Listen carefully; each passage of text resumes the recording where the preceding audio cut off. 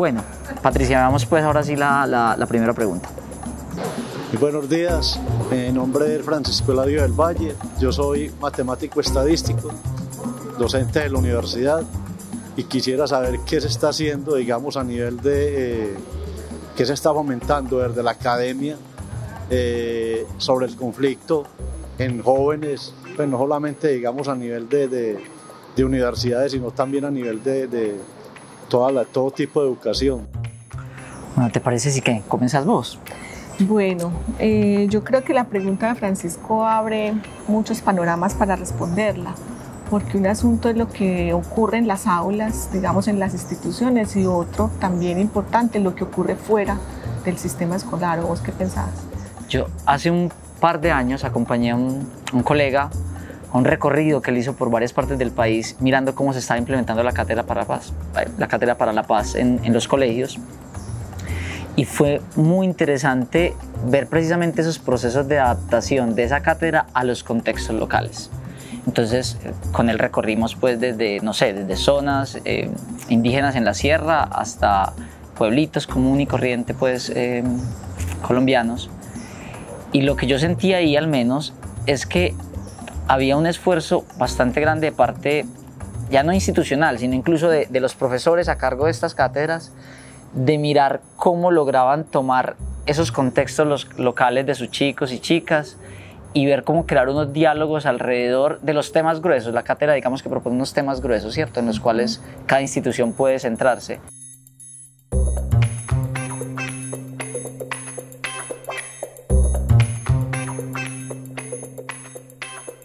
¿Qué has visto? Sí, sabes que es muy bonito de lo que hacen los maestros, y eso me gusta lo que dijiste, porque es también reconocer que el conflicto armado y las acciones de paz y de resistencia que hay en este país se pueden dar a conocer, estudiar e incluso gestionar por el impulso que los maestros dan. Yo conozco adaptaciones que los muchachos de los colegios de bachillerato hacen de obras de la literatura al teatro o a ejercicios de podcast, donde ellos recrean la novela o recrean una pieza periodística, por ejemplo, que cuenta memorias del conflicto, y esa es una manera diferente de apropiarla, pero que pone al estudiante en una relación activa con ese pasado. Y yo creo que son los maestros como gestores de esa transmisión, de ese encuentro de generaciones, lo que puede permitir que desde la institución educativa en los temas de los derechos humanos lleguen a los niños y por supuesto a sus familias. Recientemente también está comenzando a implementarse lo que la Comisión de la Verdad ha dado en llamar la Cátedra Alfredo Molano, y es otro espacio ya para que también haya discusión alrededor, y seguro alrededor de la propia cátedra se generarán otro tipo de actividades. Entonces yo siento que es un poco así, de que hay algo institucional que empuja, pero que luego la vibración en realidad no se sale de ese ámbito institucional y lo recogen profesores, estudiantes, lo que tú dices, gente en las casas, sí, incluso. ¿Qué tal si miramos la que sigue? Próxima, a ver qué más pistas nos da para conversar? Veamos a ver la que sigue. Esta. Buenos días, mi nombre es Enis María Díaz Palomo. Como docente de preescolar, mi pregunta es cómo sensibilizar a los jóvenes de hoy en día a no caer en el conflicto armado, y qué estrategia debemos utilizar nosotros en las aulas de clase para evitar todo esto con nuestros niños. Tremendo, eso es una de las cosas muy yo creo que los retos más grandes, ¿no? Cómo alejar a los chicos por esa, bueno, en algunos casos puede ser incluso interés o que puedan generar grupos armados, delincuenciales, y cómo enfocarlos para otro lado. Eso es uno de los retos grandes que tenemos, creo, pues en el ámbito educativo y en general socialmente, creo que es de los retos más tremendos que tenemos para asumir. Sí, y como un reto con muchas caras, porque en las zonas rurales se presenta de una manera especial cuando los niños campesinos o sí, de zonas apartadas han crecido con una imagen muy clara del actor armado como casi que un ideal o un ejemplo, o en muchos casos como la única opción de trabajar, por decir algo. Y en la ciudad es lo mismo, en muchos barrios el actor armado que domina un territorio se va imponiendo como una figura ejemplar en unos casos, y en otros como la única oportunidad que tienen los jóvenes. Entonces yo pienso que hay que desmontar desde los medios de comunicación y desde el discurso escolar esa figura poderosa de admirar, que es el actor armado, que es un hombre en armas. Y eso cómo se puede hacer. Es que yo coincido con vos en que el reto es ese, pues el reto es, digamos, más estructural si se quiere, y es que efectivamente hay un sujeto construido socialmente de forma atractiva, pues, y lo hemos ido, y está permeado por nuestra cultura. Yo creo que una pregunta que incluso nos preguntan nosotros mismos, en nuestra forma de vida, cómo estamos reproduciendo ciertas cosas.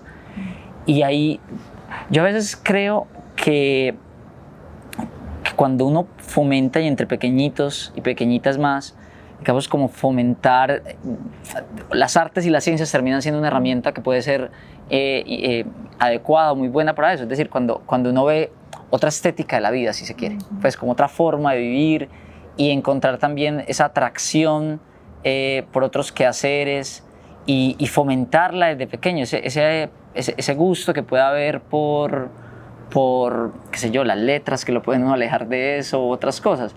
Pero evidentemente eso requiere un acompañamiento que es mucho mayor, lo que tú decías, el que los actores armados sean casi el mayor empleador en algunos contextos, hace que el reto trascienda el espacio del aula, trascienda el espacio de lo que pueda hacer un profesor con sus pequeñitos en primaria o desde antes, pero ahí se puede dar como, digamos, como mostrar otro sabor de vida y alimentar esos otros gustos, y luego nos corresponde a todos como sociedad, creo yo, mirar cómo lograr crear un espacio donde pues, las armas no sean una opción económica necesaria para muchos, que eso ya es más complicado. Sí, yo creo que estás mencionando dos cosas importantes. Una, pues todas esas razones estructurales, las causas estructurales del conflicto, que en un entorno de pobreza y desigualdad como la que tenemos, pues donde no hay otra opción de trabajo o de seguir estudiando en muchas zonas del país, claro, lo que está más a la mano, la oportunidad es esa, ¿cierto? Para muchos. Y hay ahí un compromiso de los gobiernos de realmente hacer las reformas que se requieren para cambiar eso. Y el otro tema es simbólico, o sea, como sociedad deberíamos trabajar para crear referentes distintos, claro. Que el referente no sea el actor armado, o que el hito histórico sea otro. Es decir, yo tengo un amigo que dice, ¿por qué la firma de los acuerdos no se convirtió en una fiesta patria? Claro. Como una manera de fijar un día y una hora en la que esta sociedad se comprometió a cambiar. Sí, buscamos como otro referente. Buscamos otro referente. Si esa firma que debía haber sido fiesta nacional no lo es, porque estuvo en cuestión, porque estamos en esa disputa. Pero desde la escuela, desde la familia, desde los centros culturales, trabajar para proponer otras figuras ejemplares que de una manera sobresalgan en medio de estas otras. Yo creo que hay otra pregunta que incluso nos concreta, nos lleva a puntualizar aún más esto que estamos hablando. Mirémosla.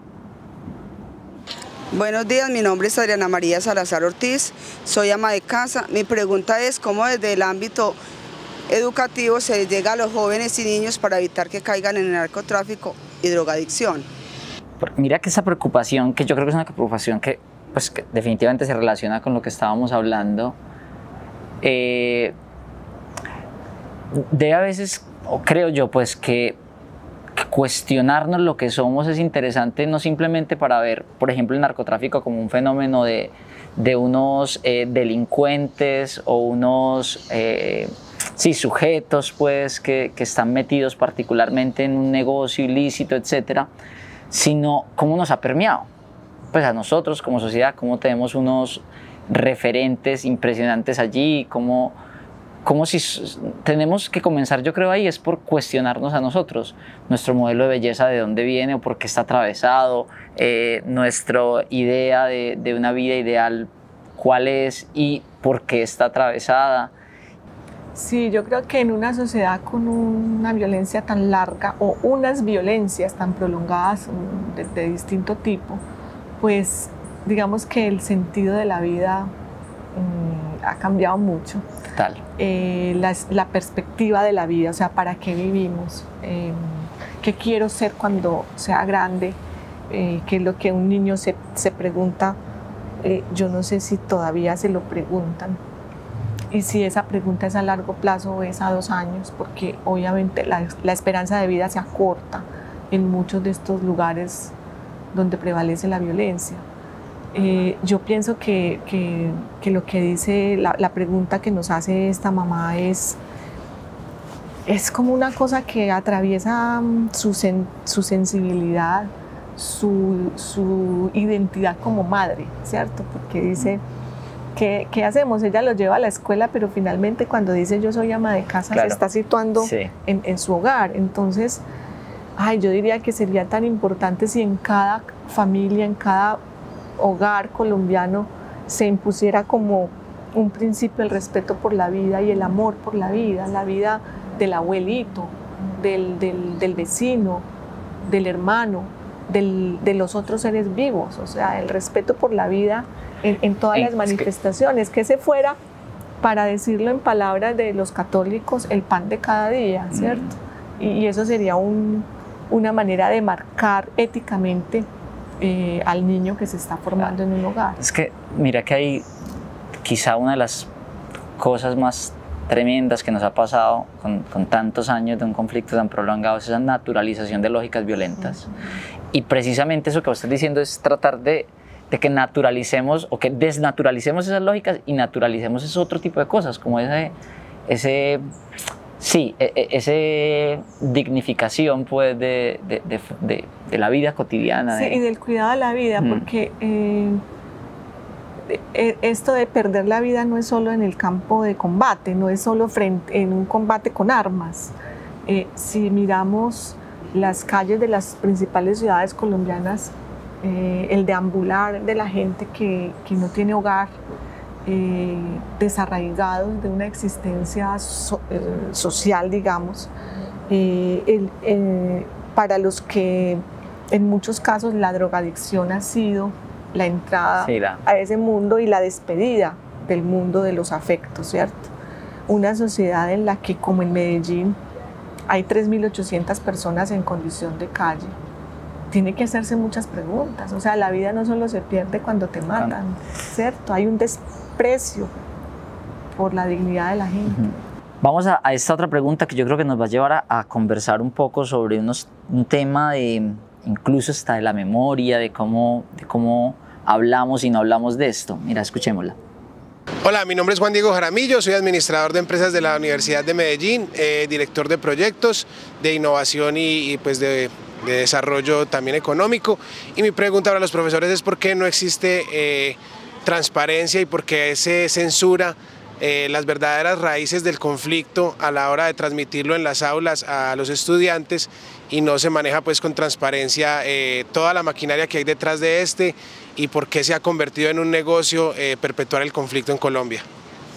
¿Qué crees de esto que dice este hombre de la censura que él siente que hay pues como al hablar de las causas profundas?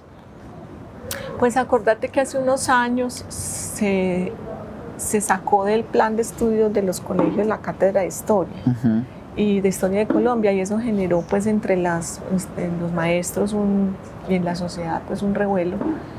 Se pretendía que la historia de Colombia estuviera como regadita, que atravesara pues como tuviera unos canales por muchas disciplinas, y eso fue entendido por algunos como una manera de cortar la posibilidad de que las generaciones de jóvenes tuvieran acceso a esa información, y eso hizo que muchas instituciones y maestros buscaran otros canales para finalmente comunicar esto que ha pasado. Eso hace parte del modelo de control y de autoritarismo de un sistema político que está atravesado por todo lo que hemos hablado, ¿cierto? Entonces, yo pienso que esa oscuridad que se cierne sobre nosotros en temas de información es premeditada, y que tanto los maestros como los periodistas tendríamos que estar en alerta para hacerle la contracorriente a ese tipo de decisiones. Claro. Yo creo que sí hay en muchos colegios, en muchas instituciones, formación en esto. No sé vos qué conocés. Pues lo que creo es que en efecto hay, o sea, si hay como unas, digamos, disputas por la memoria, y parte de esas disputas parten también de crear unos silencios, ¿cierto? Y hay esfuerzos, y efectivamente hay poderes interesados en que mejor no se hable de esto, o en hablarlo al menos a partir casi de un proceso de selección y edición muy tremendo. Pero yo creo que en eso sí soy un poco, no sé, Foucaultiano, digamos, en el sentido de creer que donde hay poder siempre hay resistencia.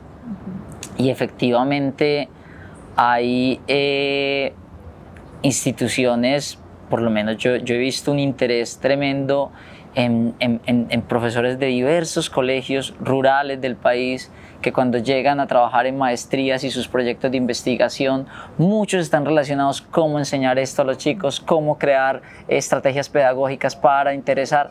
Entonces, por muchos lados lo he visto. Yo no coincido con él en el sentido en que pues, ya es como si definitivamente la censura se hubiera abierto, se hubiera impuesto, sino que es un espacio de disputa. Ahora, lo que sí es cierto es que a veces lo que puede darse es más una descomplejización de un fenómeno cuando se habla de él, y no se abordan causas que tal vez son más complejas por lo difícil que es a veces, ¿cierto? Quizá lo que nos falta es vernos más en la complejidad. También hay una urgencia como de encontrar soluciones ya, como de que un día para otro, como dicen, pasar la página y mañana vamos a amanecer en una sociedad distinta. Y yo creo que los procesos de resistencia de las comunidades enseñan que son largas duraciones en generaciones. Clarísimo. En generaciones. Las organizaciones sociales fueron fundadas por los abuelos y hoy están los nietos al frente de ellas. Entonces, ¿qué es larga duración?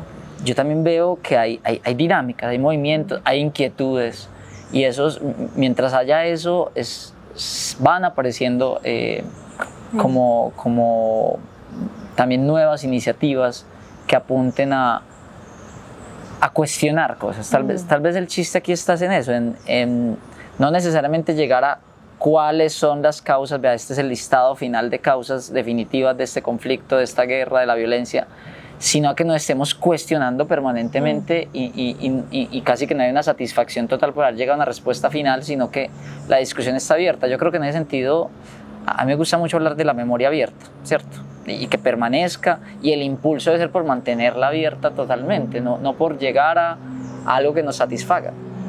Y ahí pues... Sí, eso que estás diciendo lo conecto como con la memoria como acción, ¿cierto? No solo la memoria de que ocurre aquí cuando intercambiamos recuerdos sobre algo y mi recuerdo con el tuyo se contraponen o se integran y se forma un relato, sino que eso con el tiempo uno espera que produzca acciones ciudadanas, ¿cierto? Claro. Y que las comunidades que reconocen su pasado saben que no están dispuestas a que las vuelvan a atropellar, ¿cierto? Que tienen mayor capacidad de reacción frente a una agresión que cuando la comunidad está totalmente dominada por el miedo. Entonces, lo que están diciendo es muy importante. La educación o la formación política viene de muchos lugares, de la radio, de la televisión, con todos los llamados de atención que hay que hacer ahí. Está en los cuentos, en las novelas, en el cine, en la conversación en la cantina, y a veces los grandes maestros de eso no necesariamente están en la escuela, están en la organización social, en la Junta de Acción Comunal, en la Asociación de Padres de Familia. Entonces, como que es muy interesante abrir también la perspectiva a todas esas formas de comunicarlo, porque ahí hay líneas de educación, aunque a veces sea de manera no consciente, ¿cierto? Sino a través de la Pero las hay, definitivamente las hay, y tienen fuerza. Y hay que, yo creo que alimentar esa fuerza. Un amigo de Neafil, o sea que...